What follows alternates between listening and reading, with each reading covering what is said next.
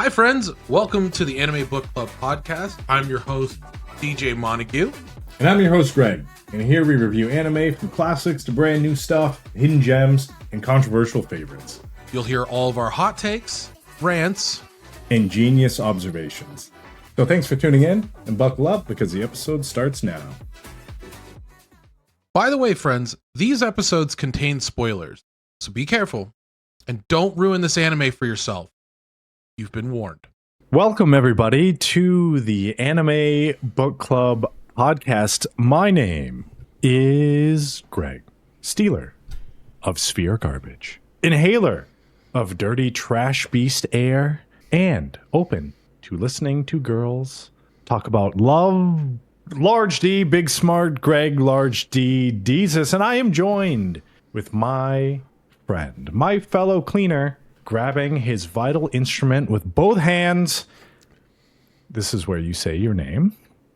Hi, I'm DJ Montague. They call me the Octo Breaker of vital instruments, grabbing them with both hands. And today we are talking about Gachiakuta episodes 1 through 12, our quick rundown review before we go into our review of episodes 13 through 26. Everybody, welcome to the show. Hi, everybody. Greg had said previously that I might enjoy Gachiakuta. We found out Greg's correct. I do enjoy Gachiakuta.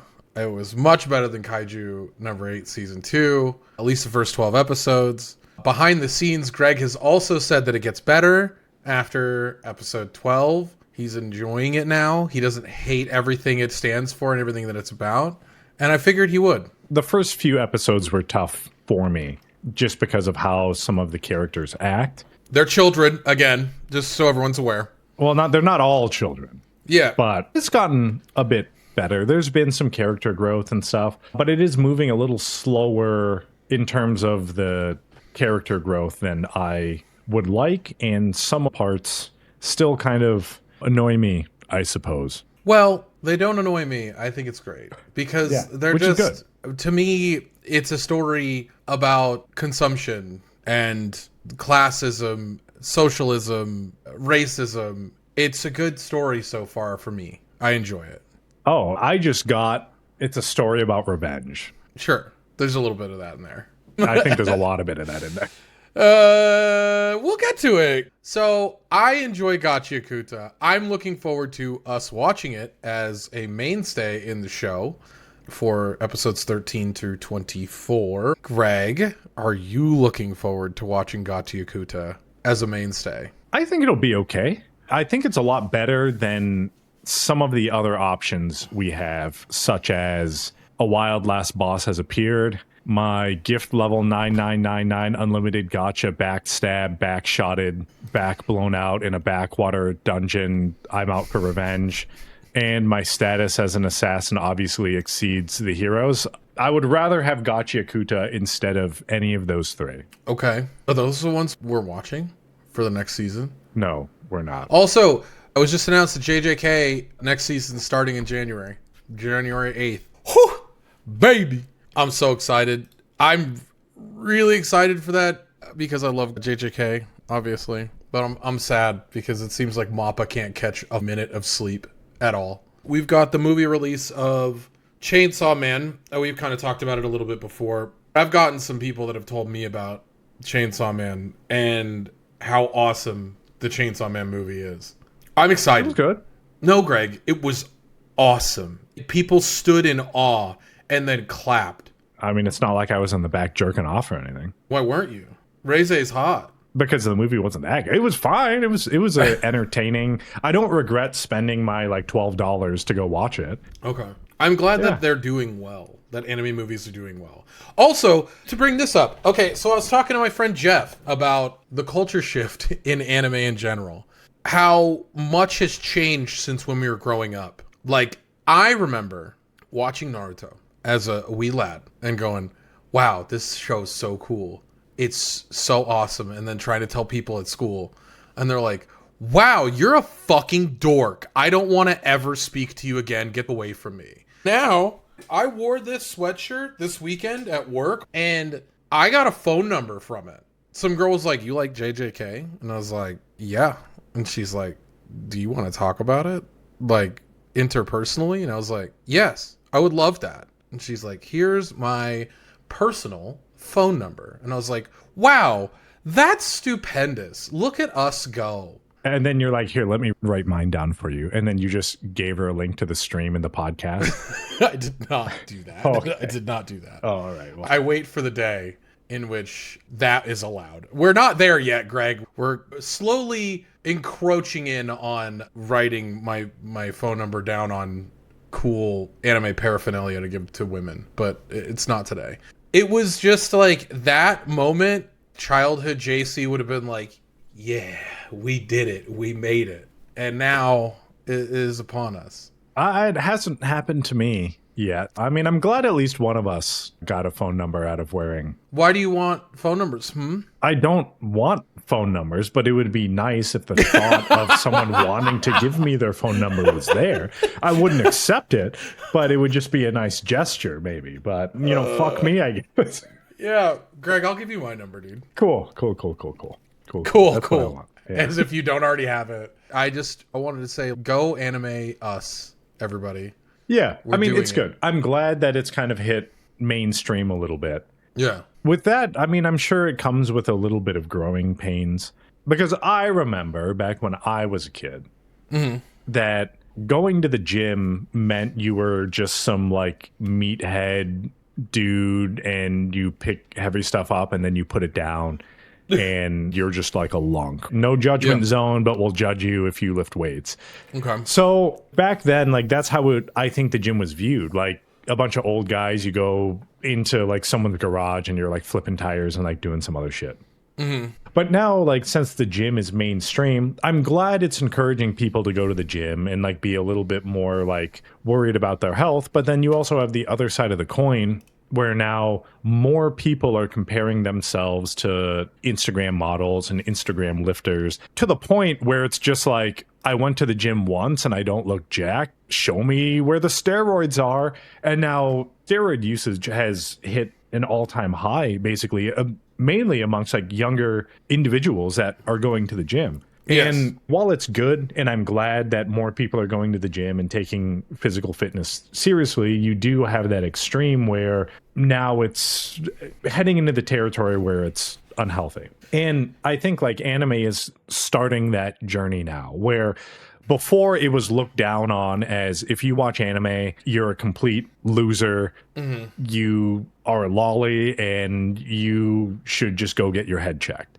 And now it's kind of evolved into like, oh, you like anime? I like anime. Anime is really cool, man. Like Infinity Castle is still like #1 box office movie in Japan. It's like some top 10 in America still. Same with Chainsaw Man. And it's good. I'm glad to see that it has more visibility. And I hope it kind of stays in that realm without going to like Greg, the next extreme. We're already there. The extremes are everywhere. I think they will stay because I understand being in somewhat of the anime community, even though, like, as Saiga puts it, I am not what you would call like a true anime watcher. I don't watch 20 anime a season. Saiga makes the joke all the time, but obviously I know he's not serious about it. But there are a lot of people that are like that are like, oh, I watched all these new things. This is my identity. This is my absorption. I understand the difference between the two and why before it was judged. Because you had shows that were, and still do have shows that are totally fucking weird, man. Some of these shows that come out are not super great for the public. And that's the whole point of them, is they're not trying to be like, look at Chain Soldier. Do you think that's a show that you would recommend to anybody? Unless they were kind of a fucking pervert?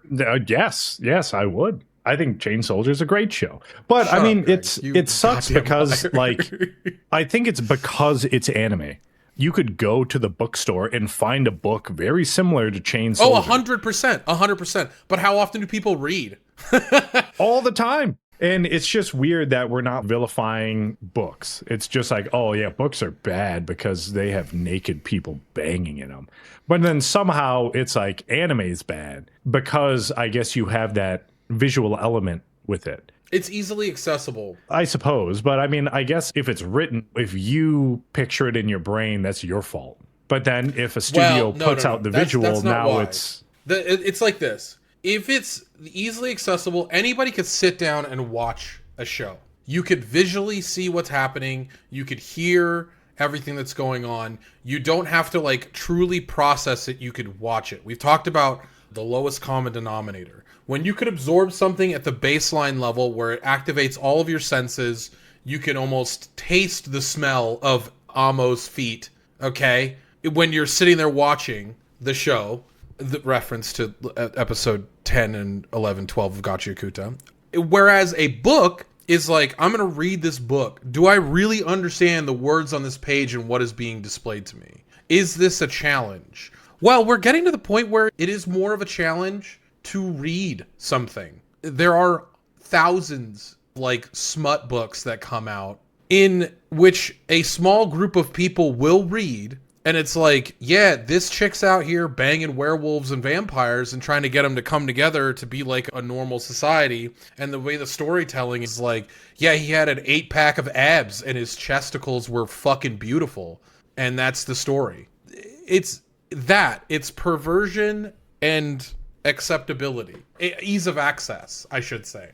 And like, I feel like anime, they have a whole genre of it. Ecchi stuff it's popular. I guarantee you, there is more smut books available than there is anime completely. I think anime is kind of like an easier target to hit when it comes to that attack surface of the media. I feel like books are a little harder to hit because it's not like a visual representation of what's happening. Right. It's just a written representation of what's happening. Yeah, so I get you. And I agree with you, and I think that what I was explaining was it's like lowest common denominator. It's easier to absorb the visual aspect of it when it is shown to you, when the characters are shown, when it's described to you via you having to read and interact with something. There is a focus on the element of like, okay, you have to read, acknowledge, and absorb this. And so people were like, yeah, no, I don't want to fucking do that. I don't really feel like reading. And that's the new wave of absorbing medium is through television, through sight, through auditory integration.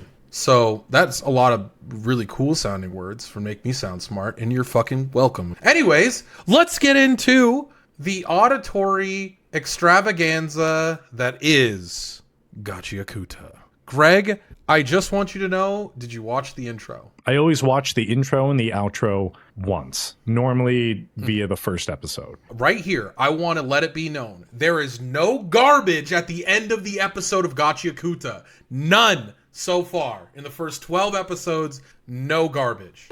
No fucking see you next week. Here's some spoilers for the next episode. Everything in the storyline is in that episode.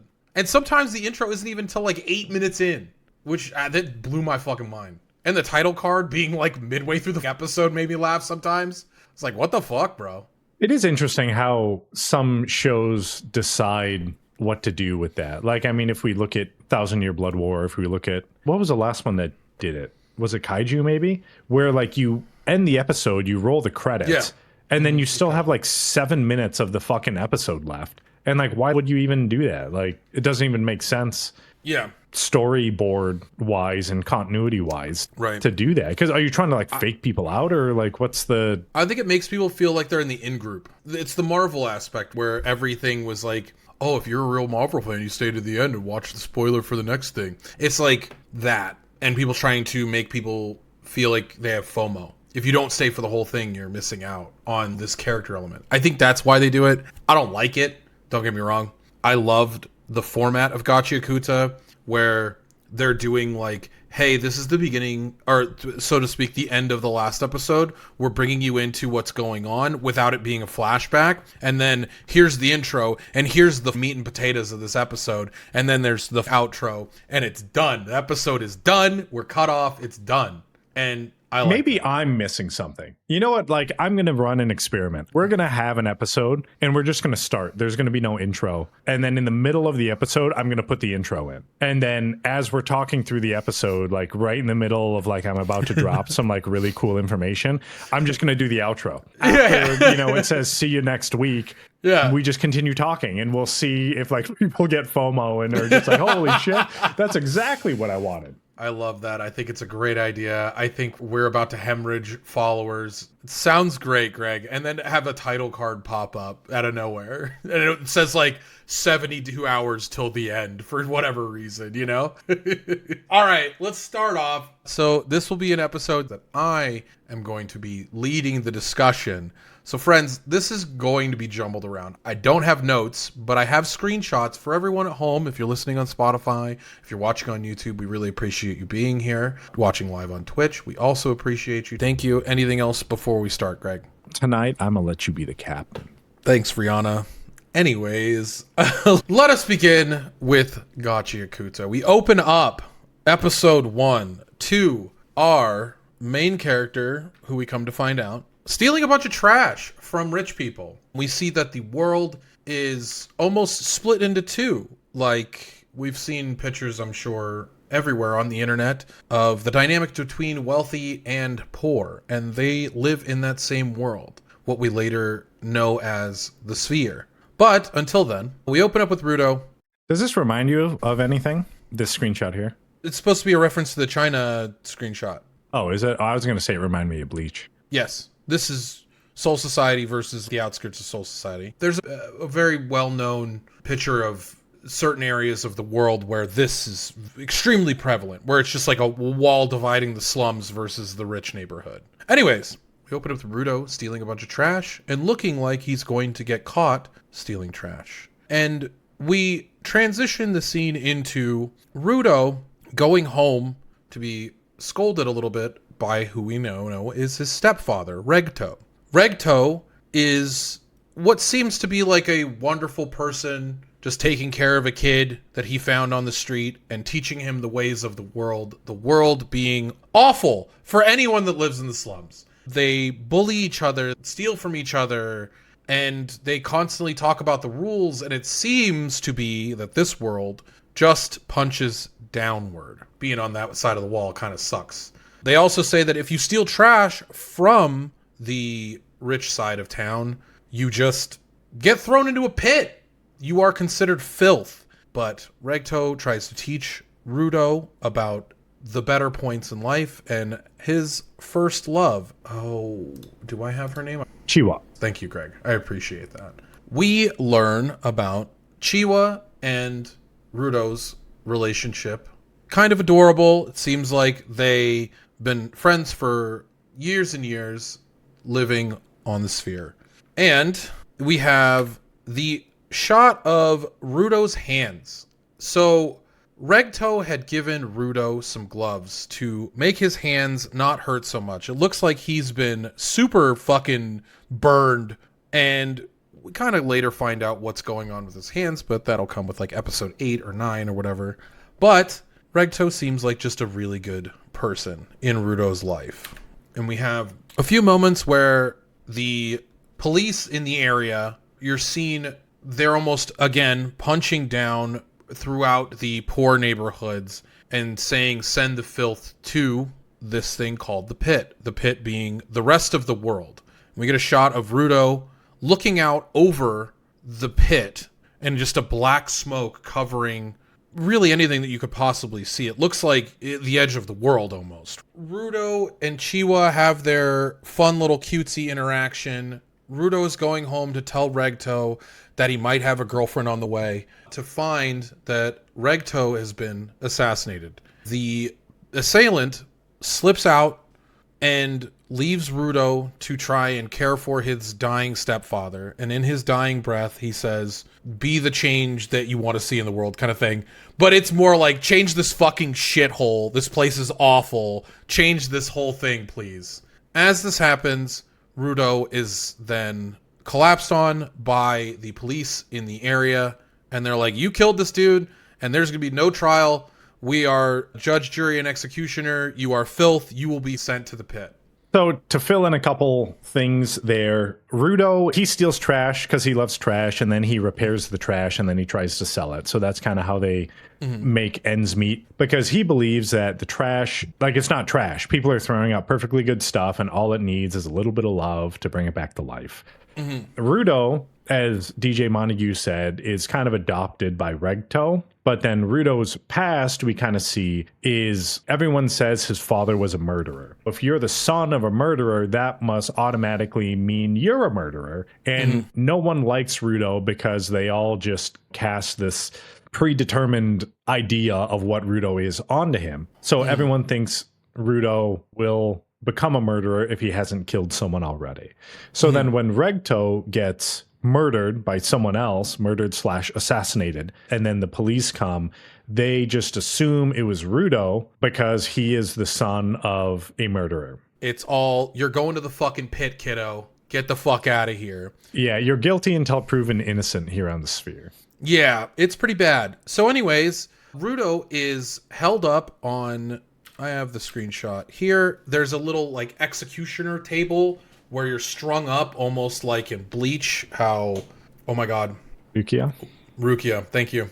I fucking forgot her name, holy shit. How Rukia was held up, reminiscent of Bleach. As this is happening, Chiwa, as we see in this screenshot here, was given a doll. As Rudo is about to be dropped, he's trying to clear himself and clear his name, and his last hope and his last thought of survival with Chiwa is thrown to the ground as she turns around and she's like, I believe you, but you really are the son of a murderer. Drops the doll that he had repaired and given to her, and he is dropped into the pit. But not before seeing the assailant that killed Regto in the audience. He is dropped through this smoke into the trash land. Rudo is coming to his senses and realizing what's going on, that he's still alive after this 1,000-foot drop from this floating island onto trash, which would literally stab you to death. We see a rumbling in the distance, and a trash beast comes out of all the trash and lets out a gigantic whale and looks pretty fucking metal. Literally. He's made out of metal. Yeah, and trash. Metal and trash, yes. So that's the end of episode 1. Greg, how did you feel about how the trash beasts look? They're in 3D, by the way, so... I didn't have a problem with the CG of the trash beasts. I thought the design of the trash beasts were good. We do get to see Rudo has been living on the sphere his whole life. And then you thought originally it's like we have the slums and then we have the rich part of town. And this is all the world that Rudo knows. But then he gets sent down to the pit, and then we see that there's a whole world that nobody knows about. That's on the sphere anyway. Or they might know and just don't say anything, but it's just kind of assumed that you're thrown in the pit. And I guess how they deal with trash, they're just like, I'm going to put it in this can, and then when I wake up in the morning, it's gone. It must be magic. And like everyone just doesn't even think about it. I mean, we see the implications of the sphere.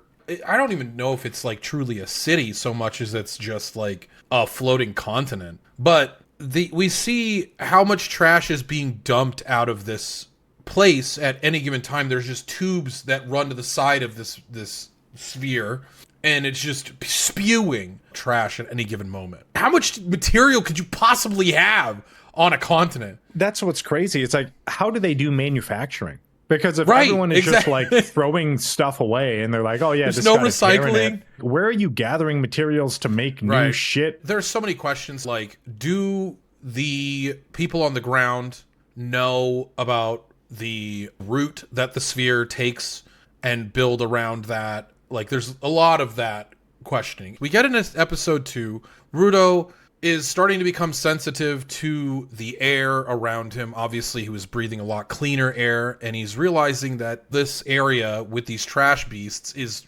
foul and disgusting, and it's almost impossible to breathe. You're probably breathing in microplastics at a scale in which you would just die if you were a normal human. And poop. And poop. There's so much poisonous gas in this area. They say that later on in No Man's Land, which is where Rudo drops into, 15 minutes in No Man's Land and you're dead, if you even survive the fall. we see Rudo just kind of start screaming and losing his shit. He's angry. He wants to get back to the sphere. He wants to kill everyone on the sphere. In fact, he's lost all hope, and he starts screaming, and then the trash beasts go to attack him, and Rudo grabs a pipe and slaps the shit out of one of the trash beasts, and you get some really awesome... This show's sound design is sick. I really enjoy all of the sounds that this show makes. The pipe sounds hitting metals, and even the intro is like almost like a thrash metal intro. It's pretty awesome. Yeah, the sound in the music of this is pretty unique. It isn't like standard like J-pop style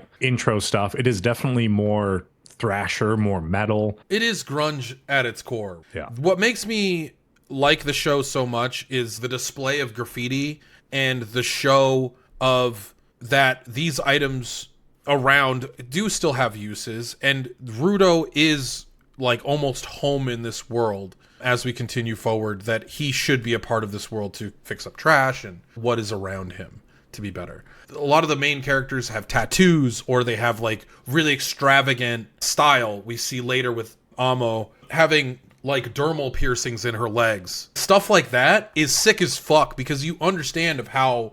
Greg, you've been to Japan. You understand a little bit of the culture more than most people. How hated tattoos are. I love that they're showing this, and I love that they make it look cool as fuck, because it is. I don't know about Amo's piercings, as we see later on in the show, but the tattoos do have a significance that they explain later on as well, but it's very different. I think it shows a different side of that you don't see in anime normally. And I appreciate that part of it. I mean, parts that I didn't like, how does Rudo fall a billion feet onto trash and like was still a functioning individual and walking on his own two legs? I mean, we watch people get blasted into walls all the time. It's extreme. It kind of like screamed shonen, right? Because it's like, you know, Rudo gets wrongfully accused. He gets sent to the pit. He gets dropped down. As he's falling, he's screaming about his revenge and how the sphere like forsaked him, and he's going to come back and he's going to kill everybody. Then he falls onto all this trash, and then he cuts up trash beasts seemingly uninjured, even though he has blood on him. He's seems like he's functioning just fine. It's the nature of the genre of a shonen. So like, I personally don't like it, but also at the same time, I'm like, all right, I get it. Rudo ends up fighting and cutting up some trash beasts and realizes that he does not have the power to actually stop the trash beasts. And we see a mysterious figure who we will later know as Engine. Engine comes to him, kind of saves him, and is like, hey man, you're going to die out here, so I'll kick you in the spine to put this mask on you. It's a really good idea both ways. Instead of just putting the mask on him, he kicked him away, grabbed him by the back of the face, and put a mask on him.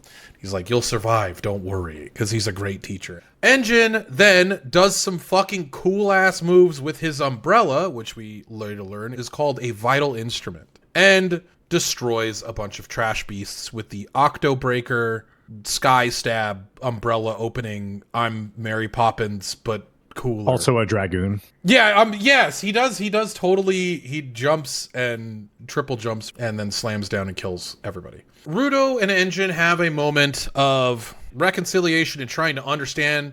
Rudo is enraged still and won't listen to any sort of reason, so Engine ties him up in chains and drags his ass along with him and tries to learn this little dipshit a lesson, and gives him up to the world around the ground.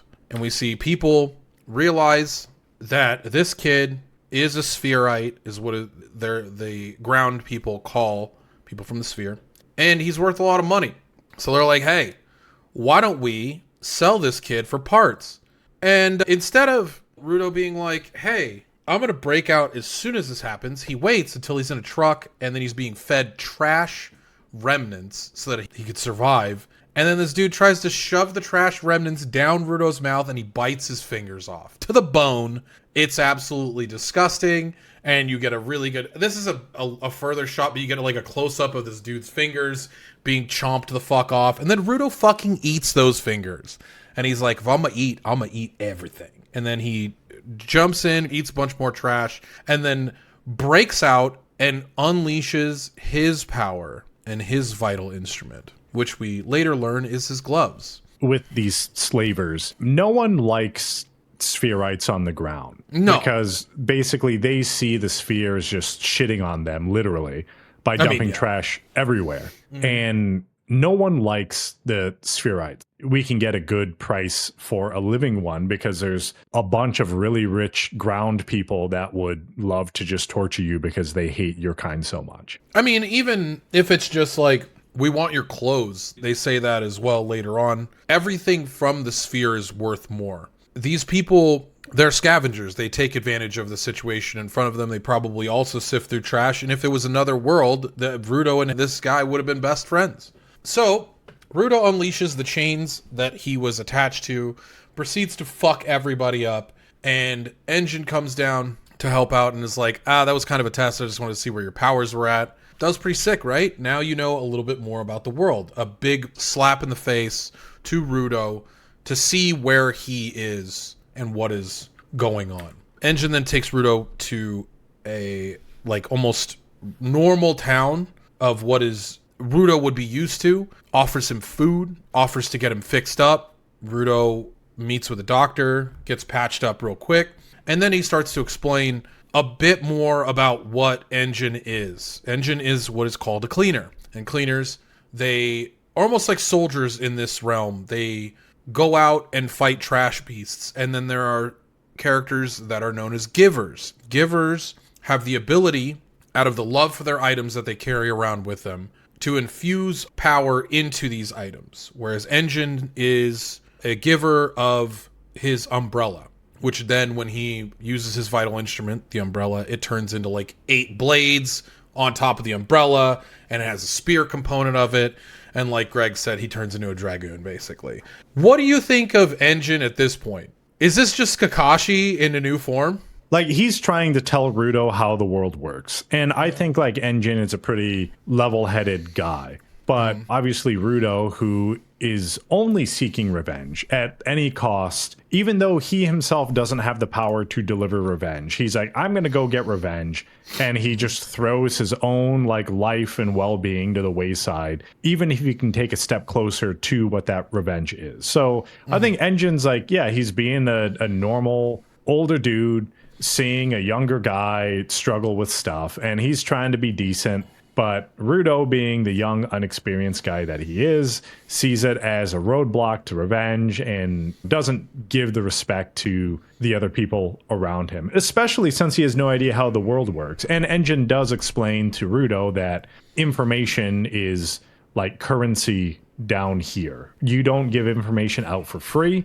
People don't tell you things for free. There's always an exchange that has to happen for information. It is very much a primalistic nature of the ground. Back in the day, understanding of how to do cultivation or understanding of how any sort of technology worked was more important and more helpful than currency. Doing shit was better than having shit. And now, as we learn in the sphere, having shit is better than doing shit. This is the difference in the two worlds. Engine speaks to Rudo about joining the cleaners. In exchange, they'll possibly help him get back to the sphere. Rudo reluctantly accepts that this is probably his only route to get back to the sphere. Engine is like, I'm going to go meet up with somebody. I'll see you in a bit. We've got to talk, and you're going to meet up with your trainer. And we see a cat. Why is it always a fucking cat? Yeah, with giant balls. He didn't have giant balls. He just had the X butthole thing. But Rudo gets his money stolen by a cat, in which Rudo has to run down alleyways and chase after him, in which he steals someone's staff as he's running by to grab this cat. And this staff belonged to a character named Zanka. Zanka comes out and is like, hey, motherfucker, that's mine. Give that shit back to me. And then smells it like it's the last pair of panties anyone's ever worn. He's just like, big motherfucking sniff. I love this staff. My hands smell so nice. And then he slams it on the ground and he's like, also, this is my vital instrument, bitch. It's time to fight. And goes into the hardest stance ever. Obviously, you got a style on a motherfucker. This whole show is like aura farming 100% of the time. Rudo realizes that he's probably not getting out of the situation without a fight, but kind of apologizes and then tries to smile at Zonka, realizes he's never really truly smiled in his life and fails at smiling. And then Zonka's like, are you making fun of me, dude? It's time to fucking fight. And then he had a charisma check and he fucking rolled a one. critical one. Instead of getting out of the situation, now he has to fight. Yes. And so I took a few screenshots of this. Regto had explained to Rudo, like, hey man, you meet people in the middle, meet them where they are. Don't be a piece of shit. Just be nice. Apologize, smile. Because the sphere was not like that. It was a show of power. And this is Rudo's smile. Not great. And Zonka understands that's not exactly the best smile you can give out. So then he grabs the first item that he could possibly obtain. And it turns out that Rudo gives power to a plunger. You can see when anyone activates their vital instrument in this show, their eyes start glowing their normal color, but more neon. Zonka glows blue, Rudo glows red, and we see the worst fight in anime history in terms of disgustingness.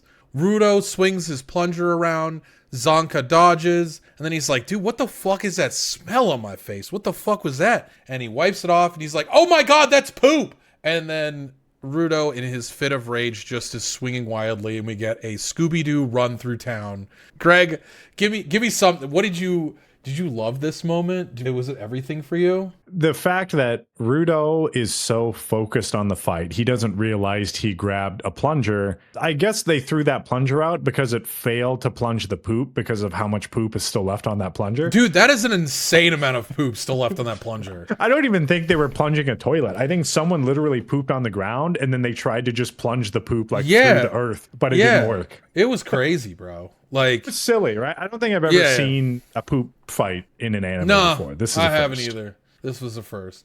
Anyways, so they kind of wrap up this fight after Zonka technically loses by getting poop thrown all over him, and Engine picks everyone up and is like, that's insane. That's what happened? Okay. He has our reaction and laughs at everybody. Zonka sits with head and hands in the car, and they explain the situation that they're going to go to Cleaner HQ. And we see someone in the back of the car. Why is it a Jeep Wrangler? Solo leveling, Jeep Wrangler. Gachiakuta, Jeep Wrangler.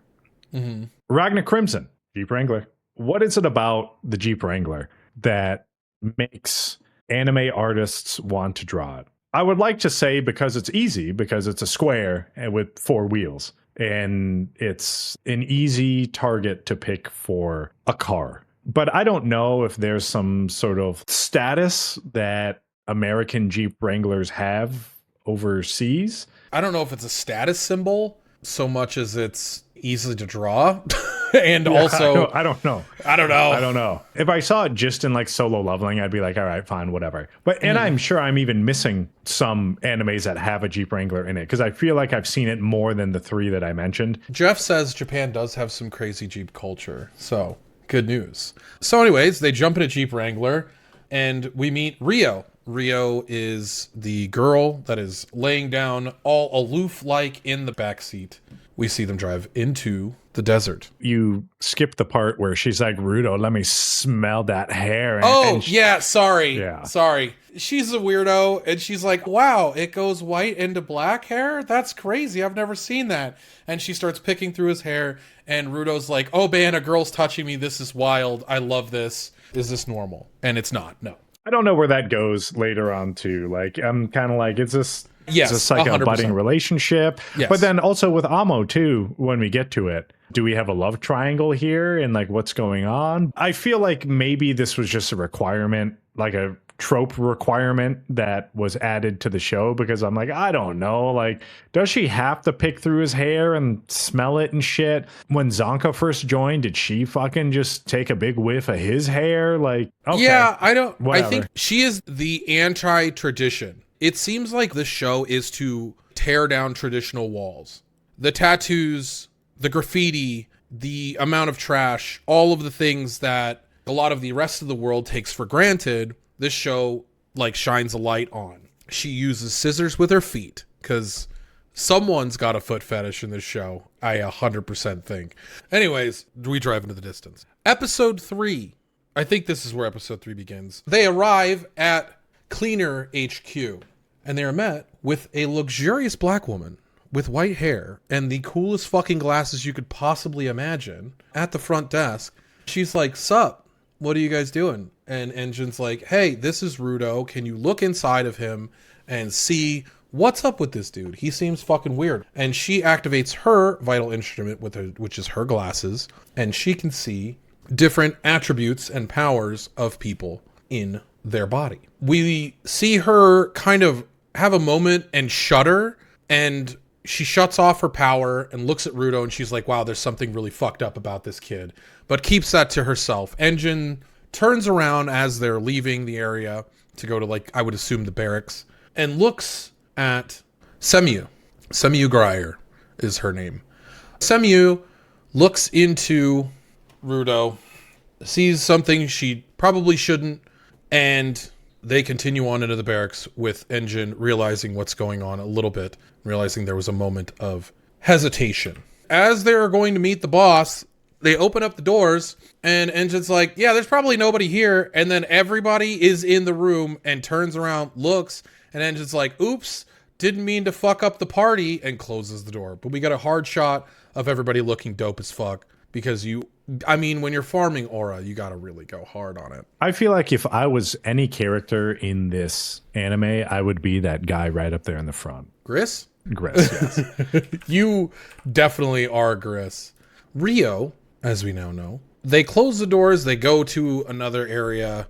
Rio is like all up in his face. Rudo is just like, "I don't know how to interact with women ever, so this is not normal behavior. I don't know why this needed to happen, but it did." Greg, do you have any insight on why this needed to happen? Nope. Other than fan service? I can speculate, and I don't want to spoil it, because there is information in the later episodes that we understand about Rio, and maybe she sees part of her past within Rudo. All right. So we find out that the boss of the cleaners, this division of cleaners, is not in currently and is just on some random mission somewhere. And Engine says, "Okay, well, you're not officially part of the cleaners yet, so we can't really give you any information. Also, I don't really have any information, but we will go on a little mission to get you ingratiated into the group. Rio's going to go with you. This little mission will be a really good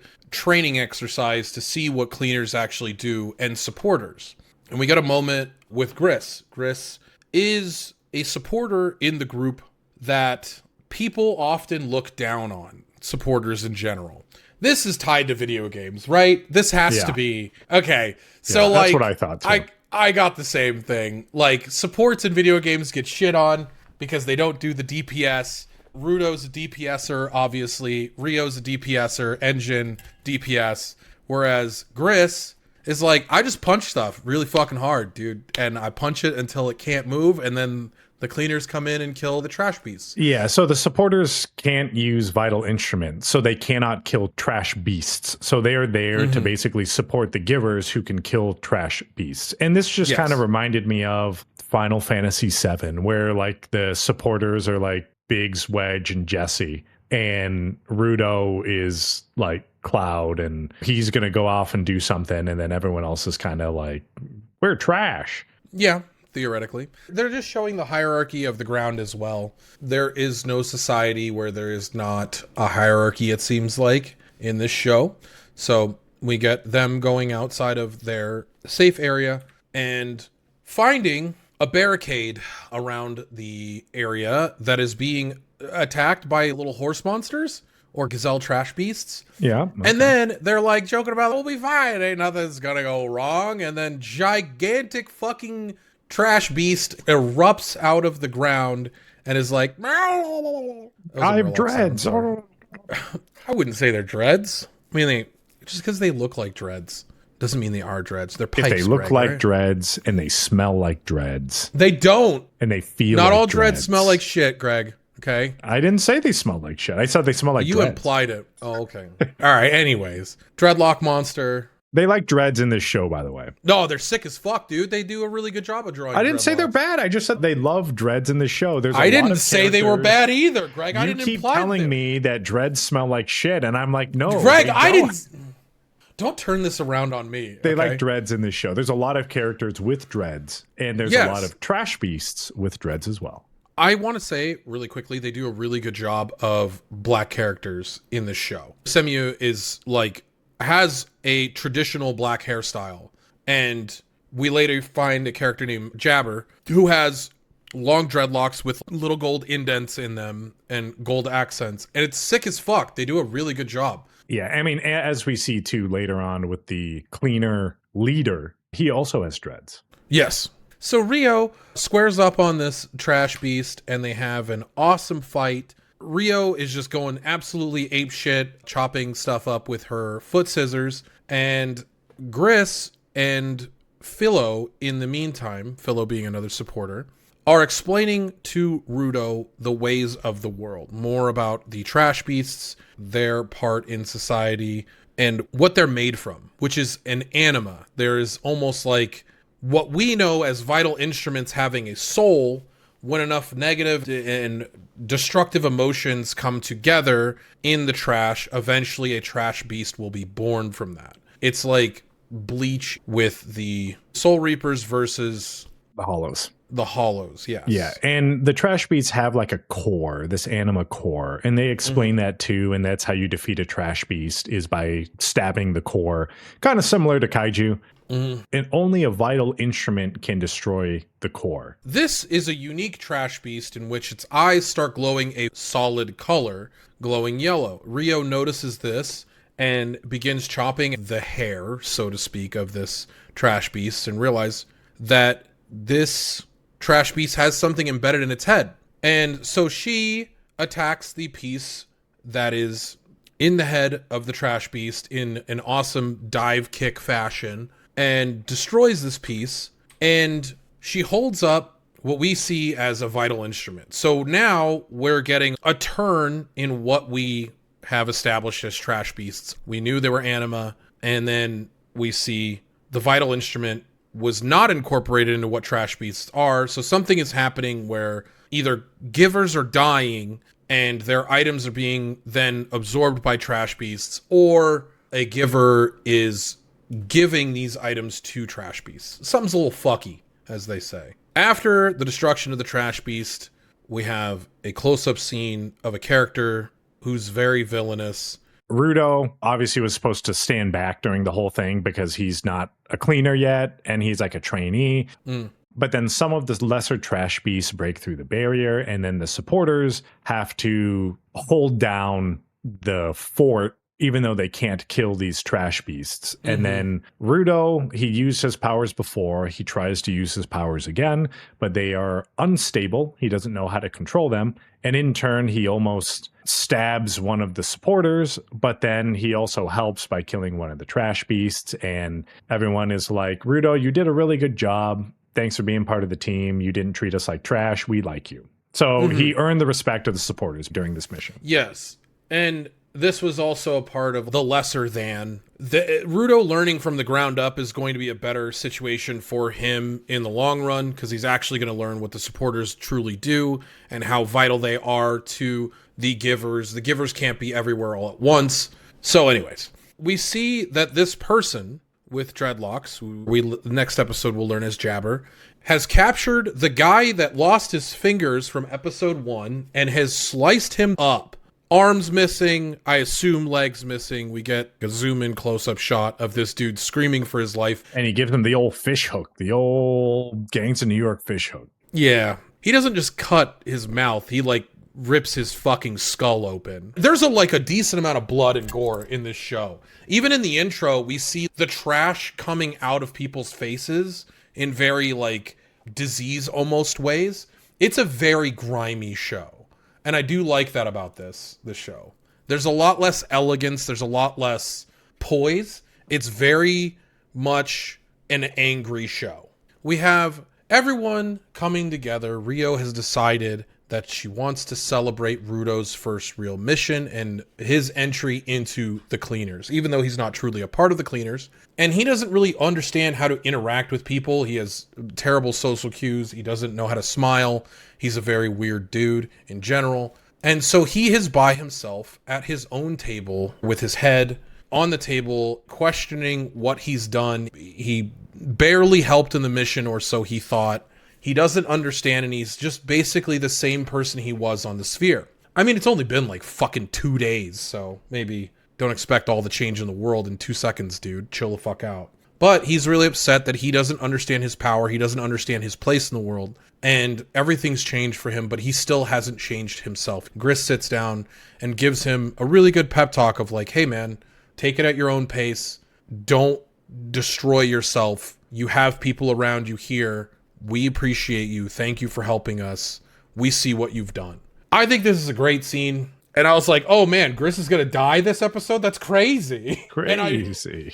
Yeah, I mean, It was like instantaneous. It's like, we just met this guy. He's pretty cool. So Gris has a pep talk. Rio comes over and she's like, hey, let's get some food. We've got pizza with jalapenos on it or some shit. So Rudo then joins the party, and Engine comes over to Rudo, is like, hey, you should check out this guy who we know as Gob. Gob being a graffiti artist that casts spells with his graffiti and his artwork. And we get to see some really cool graffiti being created.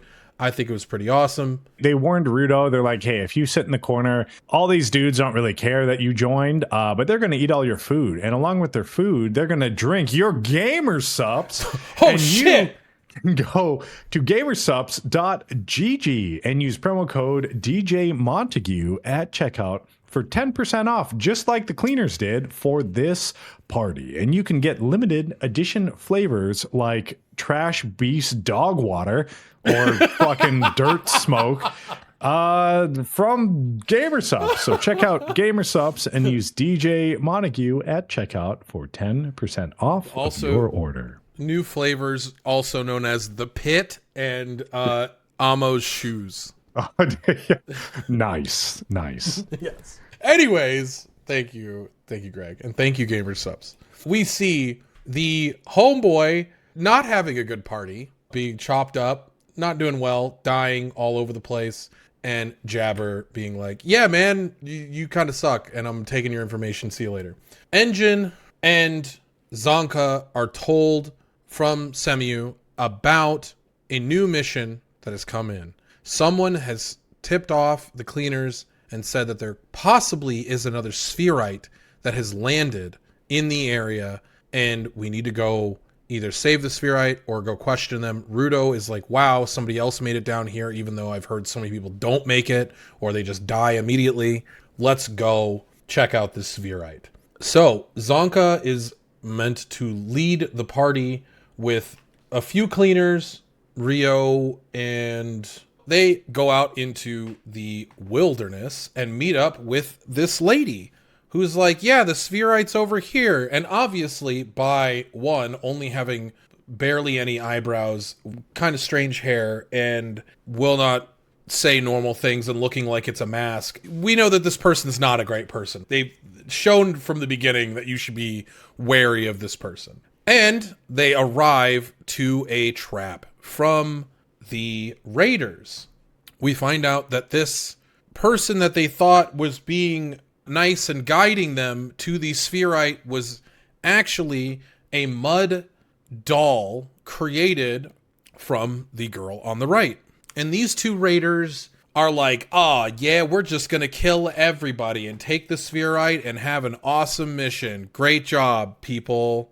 And Zonka steps up and is like, oh no, it's time to catch these fucking hands, my guy. So Zonka proceeds to beat Mud Beast ass. Specifically, like, look at how cheeked up these Mud Beasts are, dude. They're curvaceous. So Zonka proceeds to beat Mud Beast ass, or not Mud Beast, but Mud Doll ass, and beats the shit out of these raiders as well. Kind of establishes that they are a symbiotic duo. I don't even know what his power was. Was it really even talked about? He was able to walk on the mud without slipping. That was his thing. So he was paired with the mud chick because Yeah. he was immune to He the had mud chick's snowshoes. powers. Yeah, he had snowshoes. That was his vital instrument. So he would be disguised as one of the dummies Right. and basically strike from the shadows. But then Zonka used his fucking UAV or heat predator vision, and he was able to see that which shit was one. sick though. Yeah. Okay, Zonka's dope. Don't listen to Greg. I love this character. This fight scene didn't need to take as long as it needed to take. They like had a lot of exposition about Zonka's power. And that's like a theme in this anime that I don't like very much is instead of like showing me their power and then giving me the chance to figure out what their power actually is and what it does, they charge up and then they'll have like a long exposition and explanation of the vital instrument and what their powers are and what they can do, and then they'll fight. So as we see in next episode, because now Zonka is about to face off against Jabber here in a second, pretty much like they have an entire episode of just talking about their powers, and it kind of annoyed me. I get that a lot of things need to get explained. Like the tuning fork, you could see that his vital instrument, Zonka's vital instrument, has tuning fork properties. It is metal attached, but it is wood when it starts out. It's weird. I thought he would be able to do some sort of sound device with this item. I don't mind the exposition as much. It is somewhat silly because you could see it happen and then the character explains it, and it's very, very shonen. Yeah, it happens a decent amount through the series. And Amo does it. I feel like everybody's going to do it. It's because these items are rooted in their history. How did they get these items? How do I show how these powers work? So Zonka, tuning fork, finds the dude in the mud and proceeds to beat ass. Then we get Jabber and his intro into breakdance kicking. The supports over Gris and Philo get knocked the fuck out. And then we see Jabber is like, oh, dude, you seem like you're a really nice guy. Time to fucking stab you through the chest where your heart is. Like, he just chunks him. Like, if you look at it's heart, lungs, stomach, liver, like in one shot, all of his organs are gone. Yes, 100%. And yeah, it's not looking good for our boy Gris. In which Rudo then has a minor flashback into Regto, where when he was first under Regto's care, he had a whole room to himself that he didn't understand what to do with and didn't know how to fill his life with the things he wanted. So he just hits his head against the wall. It seems like the only thing Rudo cares about is how overpowering his emotions are to himself. So we learn that Rudo has a moment of clarity where he realizes he can't live by these rules of anger and frustration anymore. But Gris is dying. And as Gris is dying, the item, what would potentially be his vital instrument later, the item that he's cared for all this time, is a little talisman. A little hand talisman that Rudo grabs before it hits the ground and proceeds to activate his vital instrument and turn that talisman into a gigantic hand monster that has an eye in the center of it that makes it so Rudo cannot be attacked with any sort of hostile intent. So Jabber and him fight, and this vital instrument, or this talisman portion, moves Jabber around so as Rudo to not be in any sort of danger. Rudo's not really dodging so much as this thing's moving Jabber around. Jabber gets fist fucked by Rudo and blasted into the background. And Jabber is getting his ass beat, but having a great time doing it. He's like, wow, this is so much fun. I'm having such a good time. So I'm going to use the other power of my vital instrument, my claws, and stab myself with poison so that I pass out and I go feral. He goes into a fugue state where he doesn't feel any emotion. All he does is feel like he needs to fight the things around him. And so the hostile intent is the purpose of the vital instrument of Rudo at the moment, and is unable to move Jabber around anymore. So he has to really dodge like a normal person would. And then we have a few moments where it looks like Rudo's in trouble, but our boy Zonka wakes the fuck up from getting his ass beat by Jabber, and is like, hey, I'm here to help too. Throws his vital instrument staff, the assist staff, I think is what it's called. It's a great name. Yep. And throws the assist staff, knocks Jabber out for a few moments, and locks him into the ground. They have an exposition about what happened with Zonka. I assume Zonka didn't have the physical strength at the moment because he was poisoned before.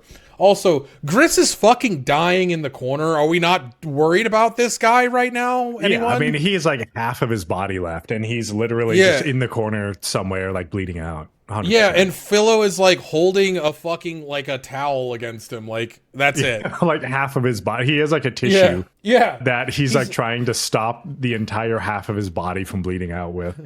Gris, are you okay? I brought this tissue. And then he's like, oops, that's not going to stop the bleeding. And then that's it. Yeah. Gris dying, Zonka not doing anything. Thank you. So Zonka comes to help and realizes that he can use the vital instrument or the talisman's powers to help fight Jabber in a cooler way, I guess. Was it necessary? Probably not. But Zonka swings on Rudo and then proceeds to get shot across the room into where Jabber is and starts beating Jabber's ass.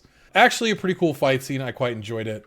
And then they feel like the fight is complete. And once Rudo's powers are released, the item has fulfilled its purpose at its maximum capacity and proceeds to disintegrate. We saw that the trash beasts, when they are defeated, also disintegrate, or it looks like they've been lit on fire or cremated. After they think they've won, they realize they've both been kind of hit by Jabber during the fight. The poison is activated. Jabber has an exposition about how everybody's a bunch of little bitches and I'm the winner. So Jabber then picks up Rudo and leaves the area in which all of our heroes are outside, kind of just like, hey, we were kind of just looking for you, my dog. And Rudo is like, oh shit, I can't fucking move. Jabber's like, oh shit, these guys I'm gonna have to fight my way out. This is gonna be crazy. I'm really excited about this. And Jabber is then taken by another raider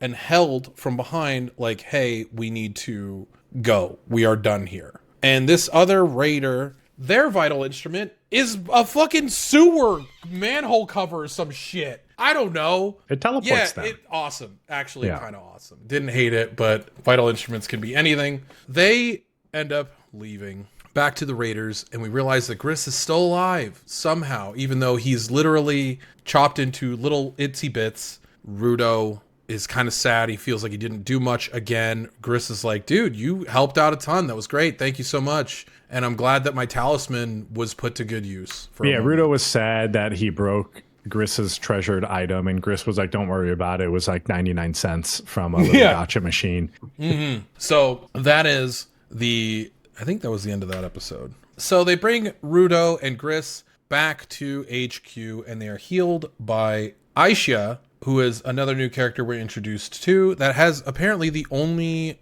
giver ability that is healing in this area. And they meet Corvus Arca. Seems like a nice guy. He interacts with Engine, and Rudo kind of welcomes Rudo into the group and brings him over to his office. Yeah. And he's like, hey man, I know that you're really interested in getting back to the sphere, and I kind of have some information nobody really knows, but we've heard a story about this woman who watches people fall from the sky. She lives in no man's land. She lives by herself. So do you want to go smell her feet? And he's like, yeah, I'm interested. Thank you for laughing at that, Craig. I mean, it's, yeah. I mean, all of this stuff is like based in truth. Yeah. So apparently there is a border between the ground and the spherite area that kills you. Who knows? We don't. So off they go. Rudo wants to immediately go after this person. Well, he gets his new threads, though. You didn't talk about his threads. Oh, yeah. He gets suited up. He looks cool. They give him a clear uniform. They have these little communication bracelets around their neck. So Well, they can do talk the to each blood other. thing later on. He gets his class change into cleaner. Engine is like, hey, we're not going to leave yet. We need to kind of prepare. Let's go get you some spells casted on you so you could be okay for a minute. Get some tats on you, And boy. so they bring Rudo back and go to Canvas Town. And, oh yeah, the fucking sweets thing. Rudo's never had sweets because it was a luxury item for rich people. And so Rio is like, hey, I want to see how you react to sweets. Here you go. Enjoy these sweets. And he proceeds to devour all sweets everywhere and clean out the HQ of sweets. He shares with the baby pacifier guy. Rudo exits the room as a balloon person, and Zonka is like, what the fuck? Have we been invaded? And what the fuck is going on? And runs around. And then, so they have to figure out Rudo's powers, and they go out to like the basketball court because that's the training area, I guess. They talk to Rudo and ask him to use this knife and use the powers. Rudo cannot seem to get it to work for whatever reason. So Engine's like, well, maybe it's because you don't believe in the trash. So I'm going to get you a bunch of trash, and brings in a bunch of household items like a fucking protractor and proceeds to hand them to Rudo. And he's able to actually unleash his powers. And they're kind of realizing that he has the ability to give not just one item the power. He can give anything their maximum potential. But at a certain point, he gets exhausted and overexerts his body at about 3 items. But then after he uses the item's destroyed, basically. One of the things was they're looking at it and they're like, these aren't destroying instantly when you use a new item, so they obviously have to fulfill their purpose. Yeah. Well, he picks up a teapot and it turns into like a bladed teapot, because why the fuck not? Yeah, the teapot's purpose is to serve blood. Yeah, it's like the teapot's purpose is to kill. So, like, all these items don't immediately destroy themselves, but it's implied that they kind of do eventually. But they're learning more about Rudo's powers. They talk about the items and the emblems on his gloves, and how Jabber had talked about his gloves being from that series. And Engine and Zonka kind of fill in the blank of like, hey, that's the Watchmen series. That's kind of all the breadcrumbs we get at this point. Yeah, we get a little bit more later in the series. It is significant of the Watchmen series. Which is the 3 rings, right?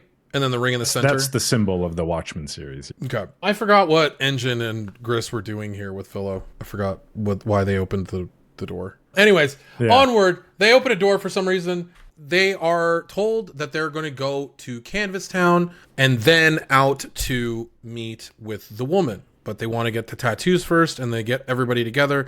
This time they bring more givers and more cleaners to this mission, less supporters. Gris and Philo are still coming to the mission, but now we meet Delmon, the big dude with the hat, and Tomsy, the guy with the scar on his face and the labrae piercing, because he's cooler than we are. I used to have a labrae piercing. I was cool once. I'm glad you know all of these terms, because I didn't know that was referred to as a labrae. Yeah. The more you know. Our party then leaves to go to Canvas Town. You can see that by the architecture, and they explain it later as well, the towns are built with the sphere dumping trash all the fucking time when it comes around. So they build domes around these towns so that people can actually survive. There's a giant wall and basically a lid, and then there's also a rock lid over the hole, which seems like not a great idea, because what if the spherite town moves to the left and is spewing trash to the right and just like fucking shooting shit into the hole like it's fucking LeBron James just dunking? I think the sphere takes a standard route, so I think they took that all into account when designing all this stuff. Yeah, that's definitely what happened. So they come to Canvas Town, which is known as a town that just lets you draw everywhere, and it's free spirits, artwork, and music. It seems like a really cool town to visit. So Engine enters into town. Well, Engine and the crew enter into town, and they run into a kid that is crying, and Engine's like, dude, what the fuck was that? Kind of sorry about that. But then sees the mayor walking around, and he's like, hey, what the fuck are you doing out here? We're supposed to come meet with you. And so the mayor's like, hey man, shit's crazy out here. Gob died. And then Engine's like, oh shit. Okay, here, well, let's go have like a pseudo funeral for Gob. And someone is always named as the successor to the artwork, I guess, or the spellcaster successor. And this little girl that was running around that ran into Engine was named as the successor. Gob, the moment is very somber. And while they're discussing whether or not they're going to be able to get the spellcaster to actually cast spells, Engine's like, I don't want to push them further, but we'll be back later on to get this taken care of.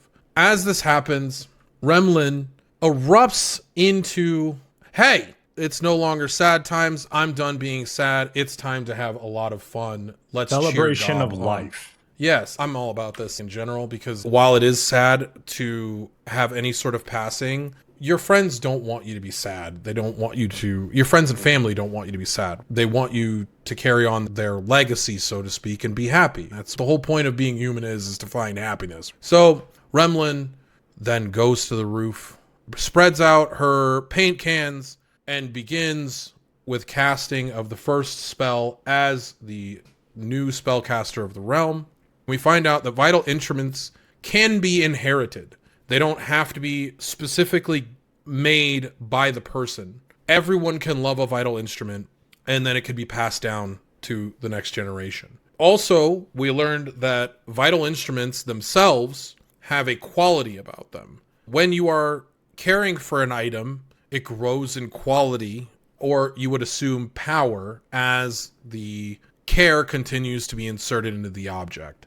We learn about power scaling a little bit.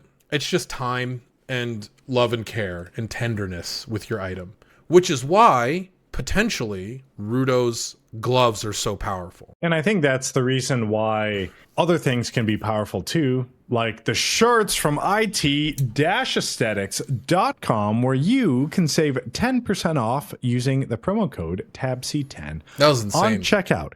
And when you pass, you can pass your shirt down to your lineage and it gains power. As we see with DJ Montague's shirt, how powerful it is, or how powerful my shirt is. Hell yeah. So go to it-aesthetics.com to get yourself your own vital instrument and start powering up today. That was great, Greg. That was actually sick as fuck. Fucking loser.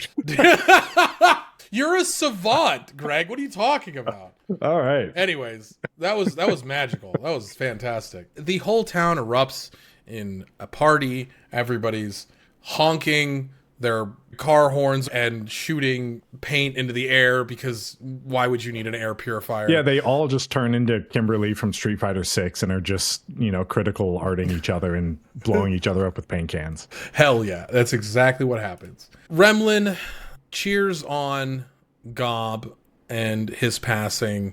The celebration of life then turns into them giving all of our characters spells for their adventure that they're about to go on. Spells in the form of tats. Well, she was gonna give Rudo a tattoo, and she has the pen, and then it turns into a tattoo gun, and she's like, oh, I thought it'd be a sick tat. And I was like, hell yeah, this is gonna be awesome. And then they kind of bail on that. And he's like, I was thinking more of just drawing that shit on.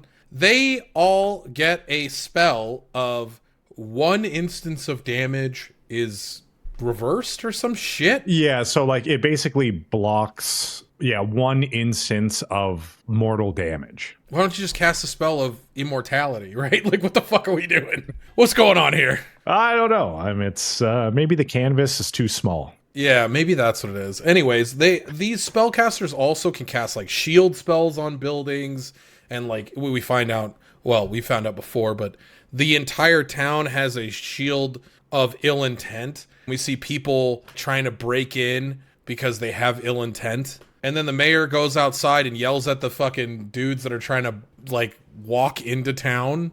I don't know. But yeah, that happens. And Remlin and the mayor see off our team as they go out into no man's land to go meet up with the new lady that's been introduced. On the way, Engine's like, hey man, we need to get you some extra items in case you need to fight some shit. So go hog wild, Rudo. And he sees a trash heap and he's like, holy fuck, there's trash everywhere and I need to fix all of it. So he grabs a bunch of trash items, and as he is climbing the hill of trash, we see a TV light up and start having a minor amount of either flashback or exposition of someone wearing Rudo's gloves that is not Rudo. We don't see their face, we just see them, a cloaked figure. As we descend into... We aura farm first. Dude, that's exactly what I was going to say. As we descend, we get an opening shot of the elevator doors opening, and we aura farm super hard. Yeah, I mean, Rio, like, pull your pants up. No. Oh, pull your pants down? I don't know. No, Oh. leave them where they are. Just keep them on in some way, shape, or form. Thank you. So anyways, they aura farm super hard. Who won the aura farm here? Who was the hardest farmer of aura? Probably Rio with her pants down. Her face is the only... Well, her face is shrouded a little bit by the shadows, and she's like, sup, I'm going to cut your pee-pee off with my scissors, my feet scissors. Oh, yeah. Yep. We have a winner. We have a winner. Anyways, off we go into No Man's Land, into Penta, the desert of No Man's Land. And we see that there's a red dust all around and verdant red hills of this dust. And it seems like it's almost crystallized junk or whatever it is. I don't know, but it seems really fucked up. Don't breathe it in. It's like fucking glass shards that will rip up your insides immediately. Rudo needed to aura farm even more with his new full face. So there's a character that creates their face masks, but he takes his sweet time because he needs to make the face mask very much attached to the person. And Rudo's is like a little luchador / lion mask that goes really fucking hard. I really fucking like his mask. I think it's pretty sick. When I first saw it, I was like, this is dumb as shit. But like now that I have new information, I think the mask suits internally what Rudo struggles with. And everybody's mask is adapted to them. We see Zonka's mask has like an open back to the mask, whereas Engine's mask is almost like a 3/4 mask. It comes to nearly the back of his skull, and like the back of his neck is exposed, which is pretty sick in my opinion. Fashion forward, if you will.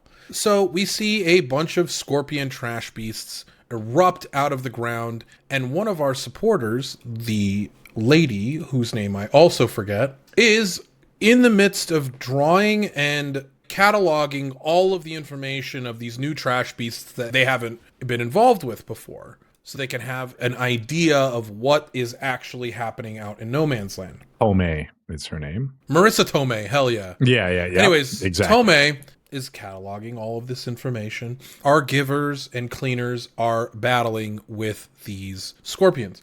And we see a new power from Zonka. It shows there's like the spikes on his tuning fork thing, and he like stabs the trash beast in the face and like holds it back, and then proceeds to fucking shoot these spikes through it via the fucking... it's so sick. I was like, damn, that was hard. I really hope dude. that those spikes are offset, because if they aren't, then they would hit each other as they're going through. Greg, how are we in the same brain?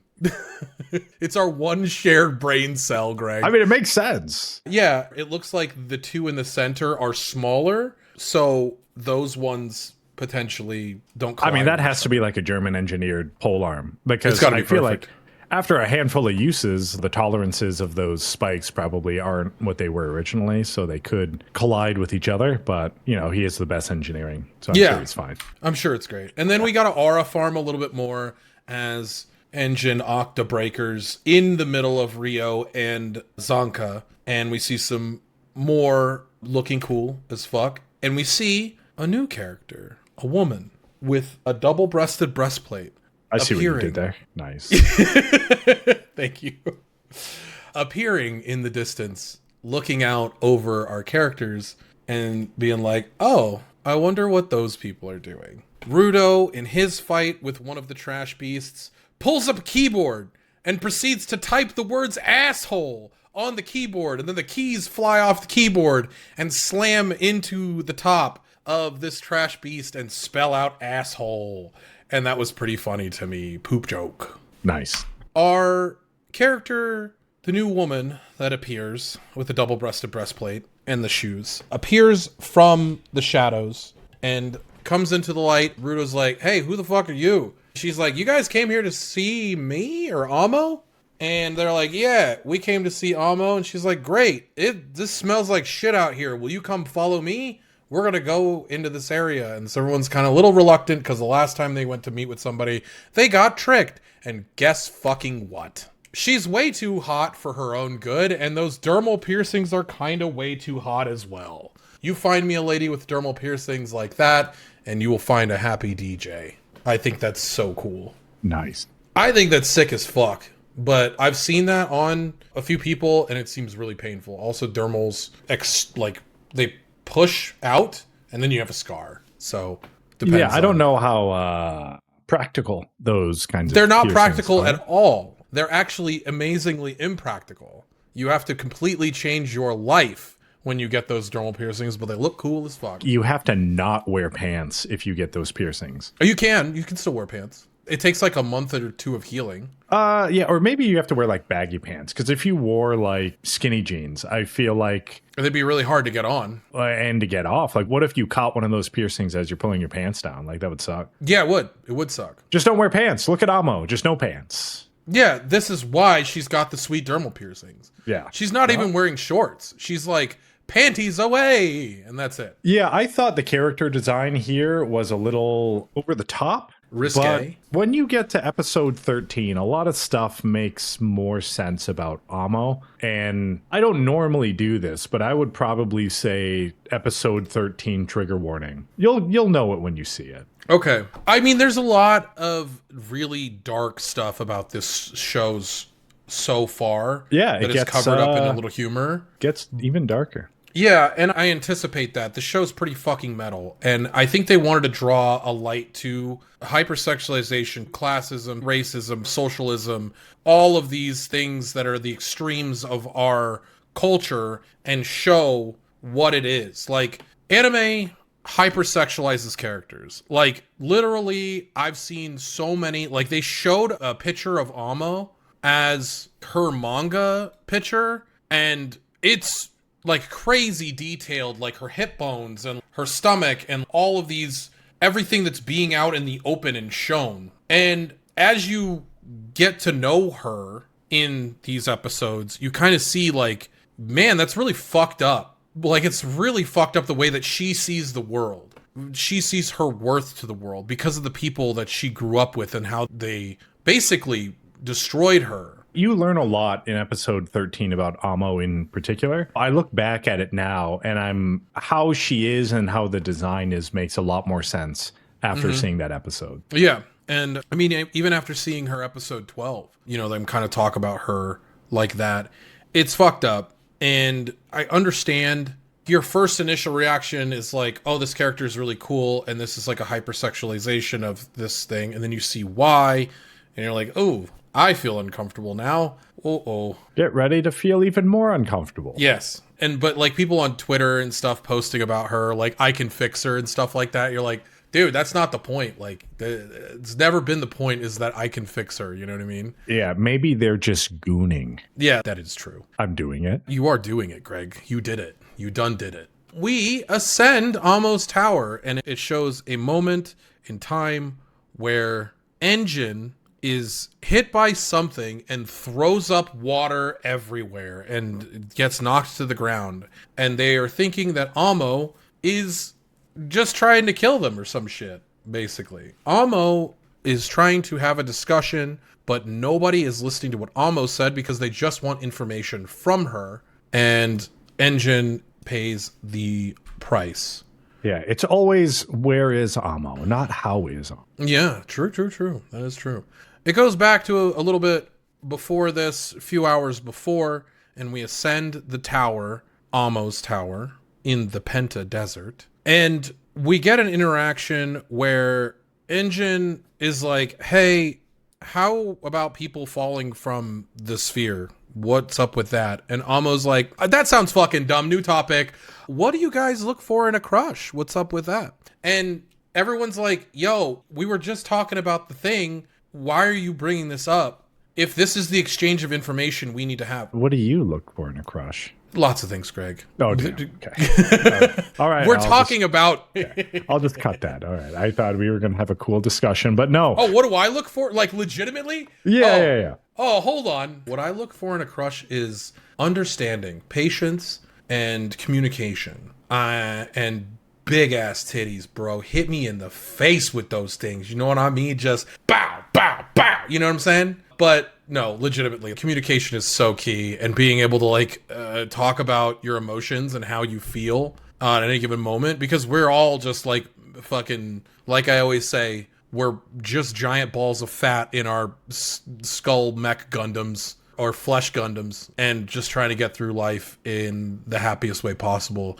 And if you can't talk about your emotions, how am I supposed to help? Even if you're a very stable person and you feel like your emotions are stable across the board, recognizing emotional growth and stability, and even recognizing like your moments of fault and frustration and being able to talk about it healthily is going to be a big thing for me. Amo is being a little bit weird, and Engine interrupts her and is like, you know what? I'll tell you about my thing. I fucking hate women who have overly boisterous outfits and ridiculous whatever. And then she's like, yo, bitch, calm the fuck down. I hate men that judge women based on what they wear and not what's inside. Men who complain about women's fashion. And proceeds to exert her power over Tomlin, who then shoots Engine in the back with his water gun. Well, it's not Tomlin. I mixed their names together. Tomlin and Dempsey. Fucking Tamsy and Demlin. Delmon. Sorry. Delamain. Got it. Delmon. Yeah. So, Amo then uses her power, and everyone around starts kind of realizing and analyzing what her powers could possibly be and what they're doing to the group. And they come to the consensus that her power is to give memories to other people and then insert herself into those memories so that she almost becomes a part of their lives and they want to protect her. So Delmon.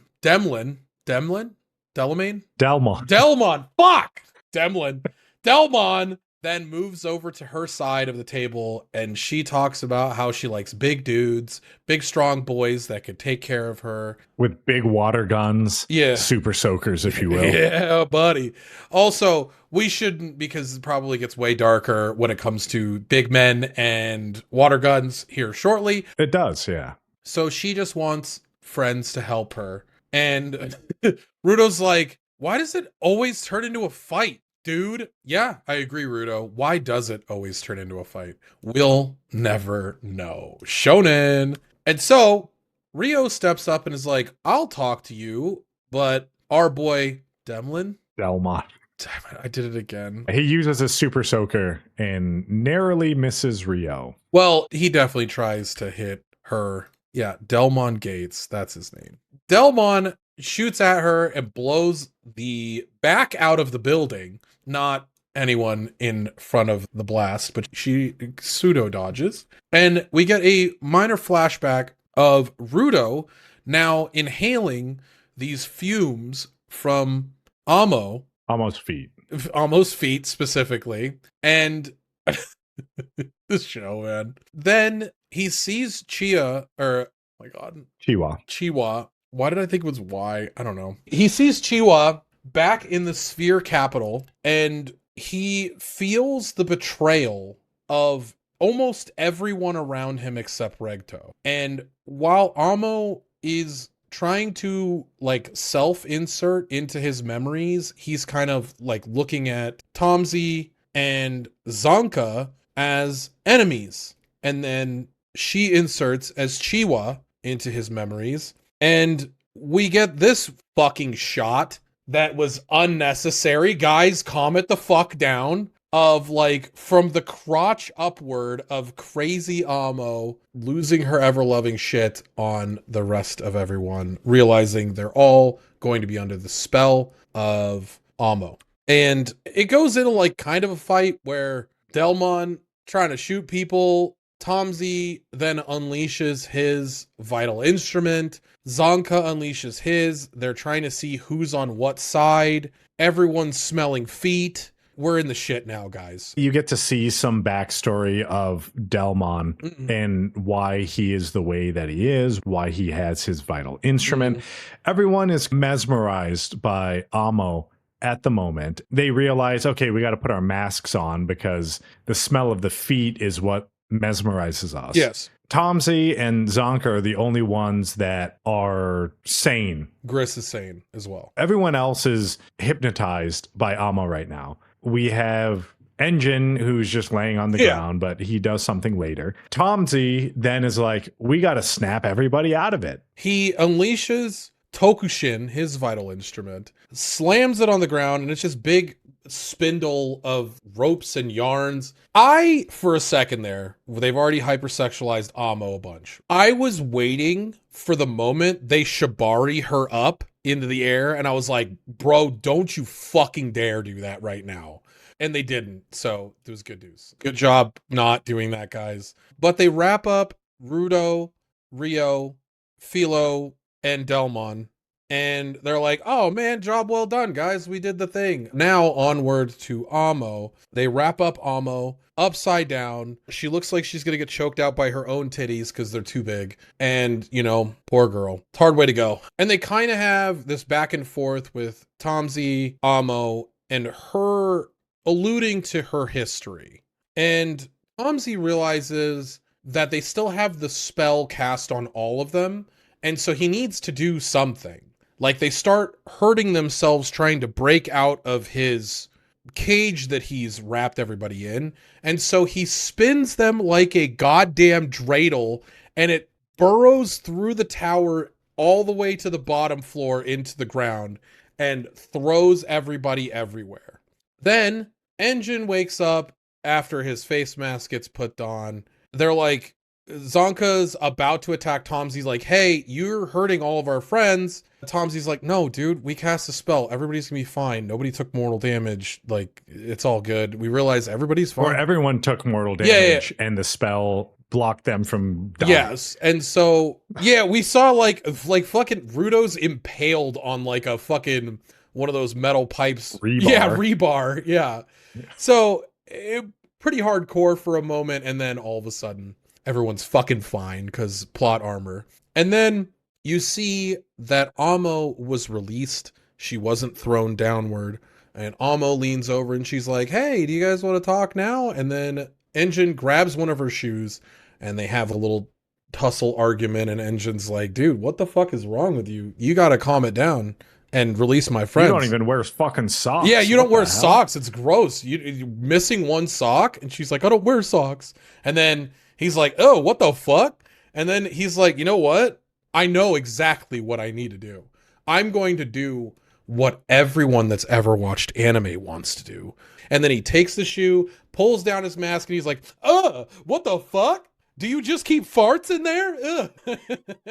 And then she's like, don't smell my shoes. That's fucking weird. Agreed. Everybody puts their masks on. Everybody kind of... I mean, this all basically happened, yeah. Yeah, everybody puts their masks back on. Everybody kind of calms down, and they start to have a real normal conversation. And then Delmon is like, oh, so that wasn't real? Like, her power is very intense, apparently, that it makes these people feel these memories, and it almost feels real, like these people that they missed and that they care for are still alive.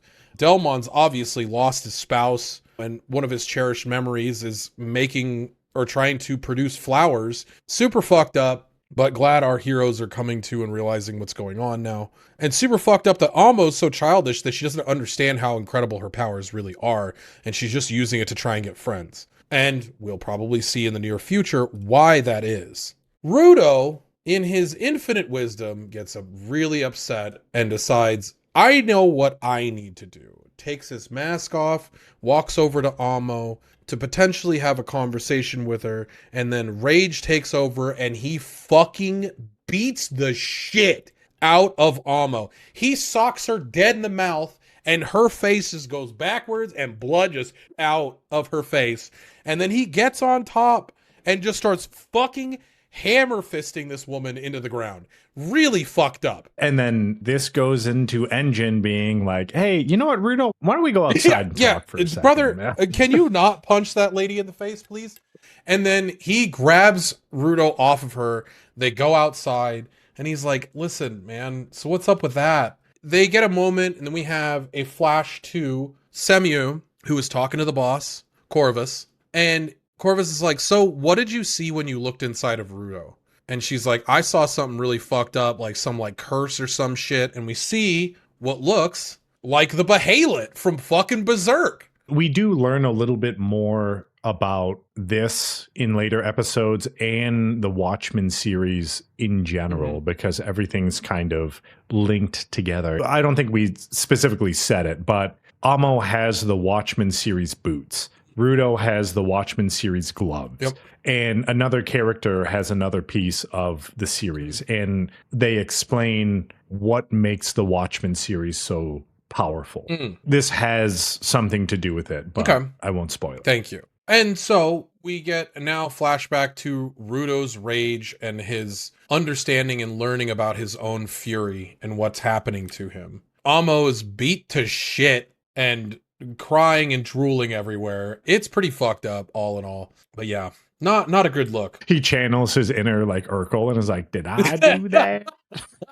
I think it's good that Rudo immediately realizes maybe he shouldn't have gone that far. But there is like a little rage inside of Rudo that needs there's something needs to happen. And so I think it has to do with like his hands and his parents. So then they sit outside. Engine talks about his ideal crush, which is smarter than me with curves and sex appeal and a forgiving personality, because he's probably a very flawed character and fucked up in his own right.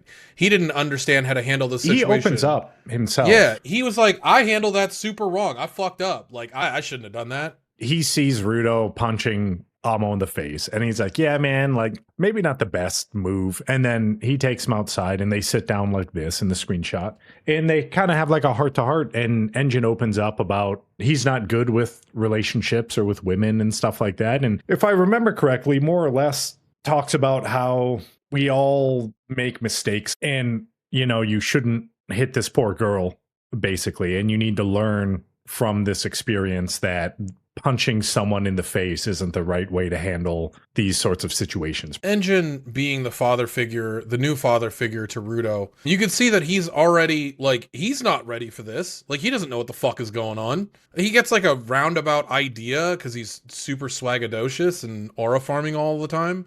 But he doesn't understand the world completely. He's just trying to get by on his own merits.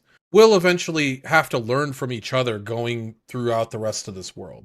They have a good heart-to-heart. There's light shining from above. Amo is being healed a little bit from her shattered face bones.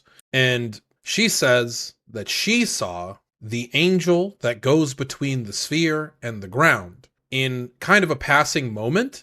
And what was her name again? Sorry, the one that was healing. Tomei. Marissa Tomei. Yeah, let's go. We're doing it. We really are doing it. Anyways, yeah. And this is how the mid-season kind of wraps up. We get to see the next moment where they're about to introduce the rest of the Raiders, it seems like. We get a screenshot. I didn't take one here, but we get a screenshot of another person that is with the Raiders in a very similar fashion to when we first met Jabber. That kind of wraps up Gachiakuta first half. I loved it. I thought it was great. Except for the beating up of my girl Amo, because I could fix her. Damn. The first few episodes I didn't like because it definitely came off as average shonen to me. Average shonen characters, average shonen plot, average flawed main character. Like, to me, there wasn't anything that really stood out. I mean, obviously, just by watching the anime, you can tell that there are lots of different influences that come to this particular art style. This isn't my, I guess, preferred art style. I did appreciate that it's something you don't see all the time. you and I talked about it before, but kind of like the oversized clothes, oversized gloves, oversized boots. Everyone basically looks frumpy as shit. Even in the Sphere and in the rich area, they basically had oversized cloaks and everything was very Grandiose. Everything's very big. And even down on the ground, right? The cleaner uniforms, Rudo's new clothes also. Like, yeah, he has his Under Armour black long sleeve undershirt or whatever, but still with his gloves being super big, his boots It's being very super big. Kingdom Hearts. I'm not going to take points away from that because it isn't something you see all the time. Now, the exposition we talked about, I didn't like very much. We spent an entire episode talking about Zonka's power when he was fighting Jabber. And even then, it actually happens again later on in the series. We get more Jabber power exposition, Zonka power exposition, even though you already did it. So that part kind of annoys me. Even with Rio, they explained her powers a little bit, but they didn't spend a whole fucking episode about it. And then Rudo, as a character, like on the surface, the story appears to just be a story of revenge. He goes down, somehow miraculously lives by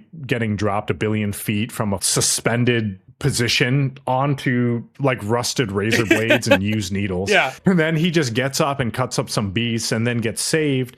And then now he has to learn about this new world, but he's not really open to it. In his mind, he's basically, I'm just going to use these guys until I get the information to get back up to the sphere so then I can exact my revenge. Everything is still focused on Rudo's revenge. Now, with the information that I know from the later episodes, it makes a little bit of sense why Rudo is like that. So originally I didn't like Gachiakuta. It just seemed like a standard shonen to me. And the shonen aspect of it to me doesn't really change. Like this is more or less a shonen like through and through, but they do hit on a lot of non-shonen topics, as you'll see in episode 13, that I don't want to say I enjoy, but like I appreciate that they're adding these different darker elements into something otherwise like very shonen-esque. I'm starting to warm up a little. It's not a super high score, but it'll definitely get higher than Kaiju number 8. Yeah, I'd agree. I like the integration of, like, I love the hyper stylization of this show.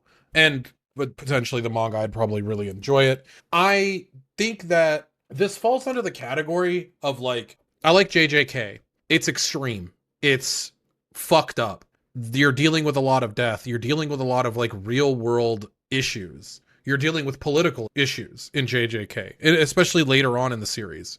There's so much to it. Gachiakuta seems like on the same idea. In the beginning, it's just a classic shonen, and we're going to unwrap more and continue to grow these characters a lot faster than something like Naruto, where you have large parts of it where characters aren't learning about themselves and really delving into themselves. You have, oh, these are cool fight scenes and we're good to go. And there's so many characters that get introduced so fast in Naruto that it's really hard to, like, I don't know, be able to keep up and have them all flesh out. Where it seems like Gachiakuta is going to take a little more time with these characters and then like have them be their isolated story and then continue forward with Rudo's storyline and how he touches everybody's lives. I like that way more than the shonens of old. Yeah, I guess that, you know, like, I think that a lot of shonens of before were like, we have this grandiose storyline and we have like all this stuff and we need to keep it on TV financially. So let's throw all this filler in there. Nowadays, it seems like, okay, we're going to tell an isolated storyline based on the chapters in the manga because people don't care about the extra shit and the extra toys we could sell and the extra figurines we could put together. Like, people care about these characters from the manga. That's why the show is popular. Piggy brings up a good point. It's Busta Rhymes 90s vibe. These characters are very much, put your hands where my eyes can see. I like the character design. I like the grandiose outfits. It gives the characters more style and substance to me, even more so than JJK. A lot of the characters in JJK are not wearing anything extreme by Japanese standards. You've got a few kids that are wearing school uniforms. You got Gojo in all black. And then like the characters that are wearing like crazy stuff are the villains. I want my main characters to also have their personality worn on their sleeve and break social norms of what fashion is. There's still half of a season of episodes of Gachiakuta left. But if you were like a shonen, I guess I would want you to stay a shonen. Like for me, you have the interaction between Rudo and Rio, and in one of the scenes you didn't have a screenshot of it. She was like fucking half naked in its room, laying down or something like that because she snuck in through the window. Yeah. And he's like, "What are you doing here?" And she's like, "Oh, I was just smelling your pillow. See you later." And goes back to her room. And I'm just like, damn, what's that about? Do you smell other people's pillows? Like, what's going on here? So you kind of have this potential romance relationship building aspect of it, but it hasn't been developed anymore up to where it is now. Oh, and I don't really need that. I think the Dandadan does a great job of it.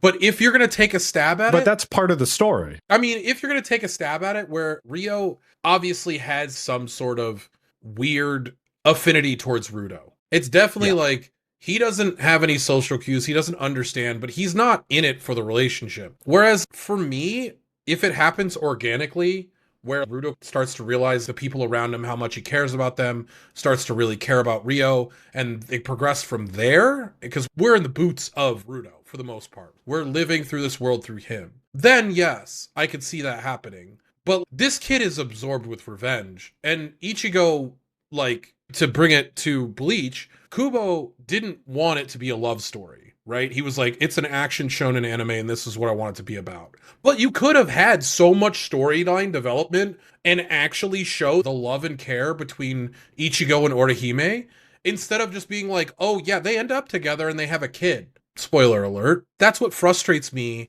about shonen. And the difference between Naruto and Hinata, you see later on they start to care for each other more and have those moments, but it's still not enough. It's still not a love story between those two. It's a story about how he gets back to Sasuke, right? And brings Sasuke back to Konoha. And it's like, I want there to be character development. I want there to be life, like a complete life, and showing these stories about not revenge and how to care for your friends around them. And hopefully that Gachiakuta can take that and run with it. Yeah, I feel like those story elements kind of muddy the waters if you aren't developing them I agree. at all. I agree. And maybe some people like that, kind of like the whole aesthetic of Gachiakuta, where it is a little more like grimy and dirty and grungy. Maybe they're like playing towards that, where they don't mind muddying the waters because it fits the aesthetic of the show.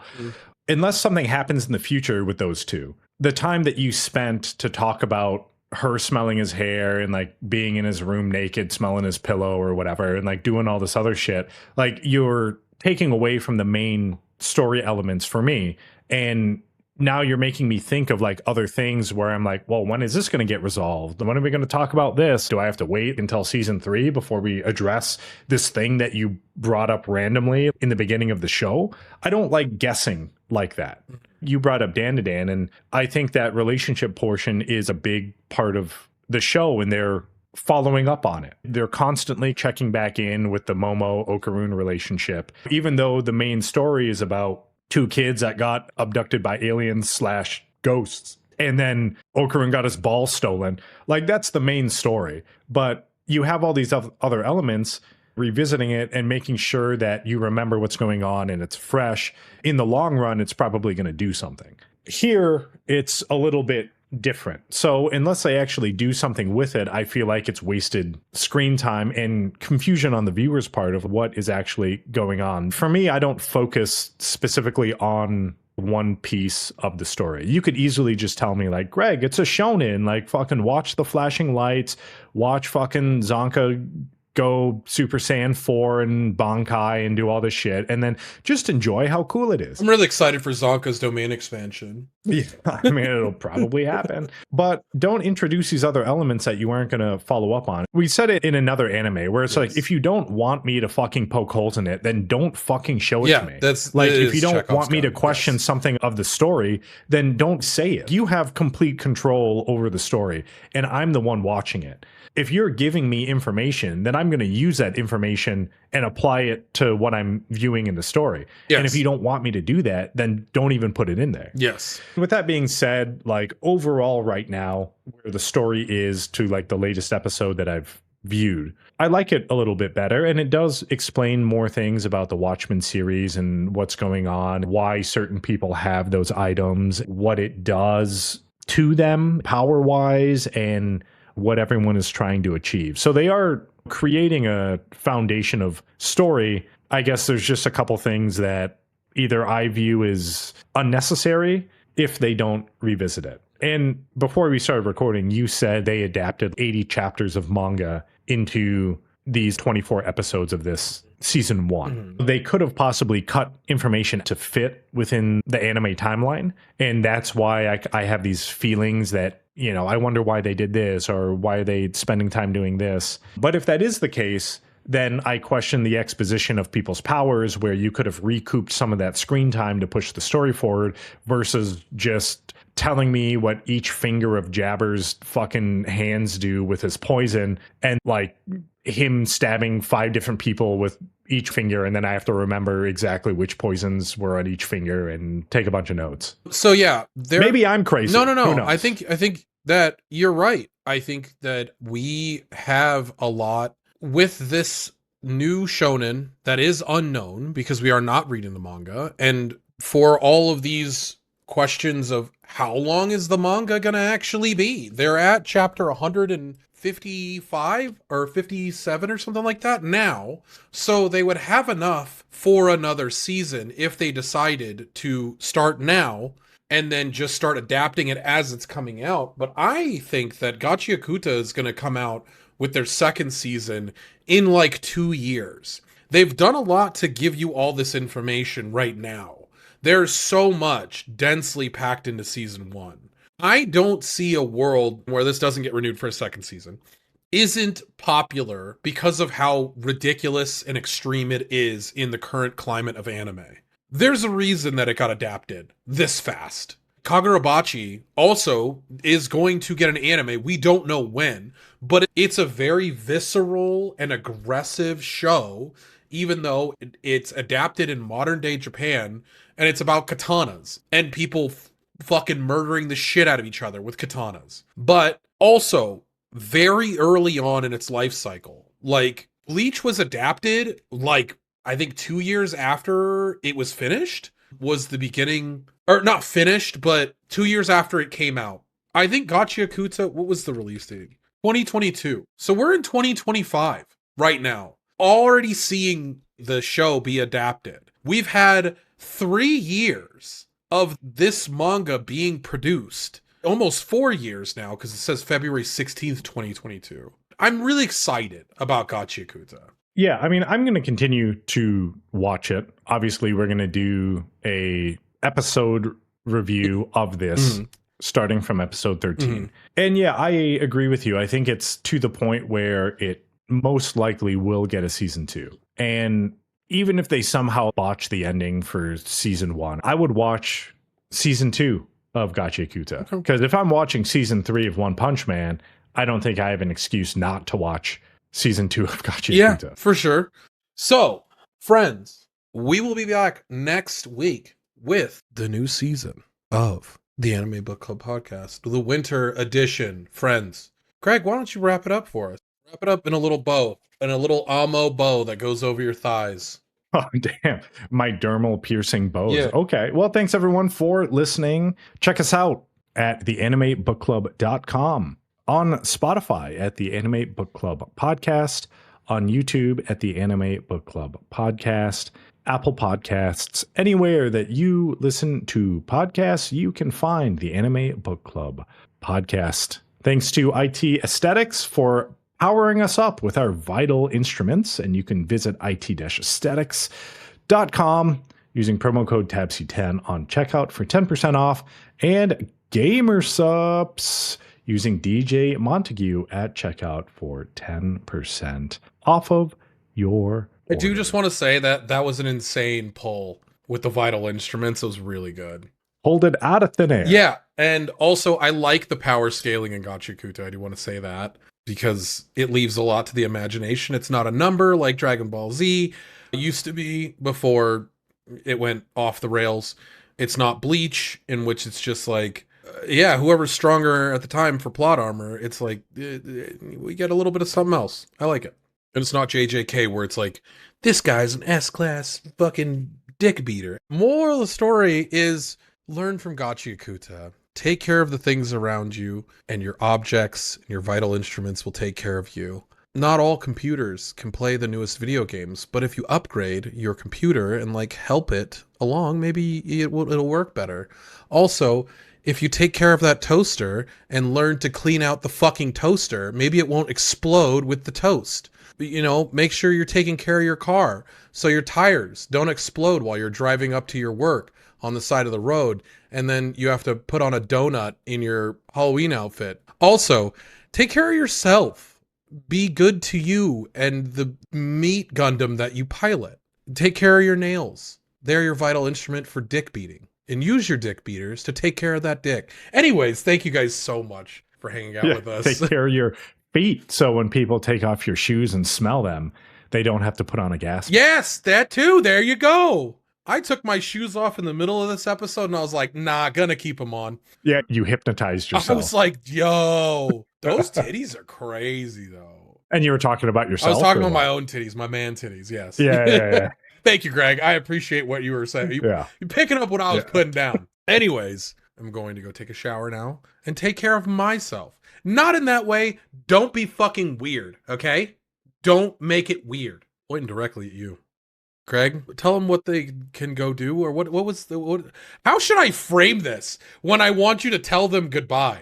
You could just say that. You could just, Greg, you can tell them goodbye. Greg, tell them goodbye. Everybody, we'll see you in the next one. You son of a bitch! Goodbye. Thank you.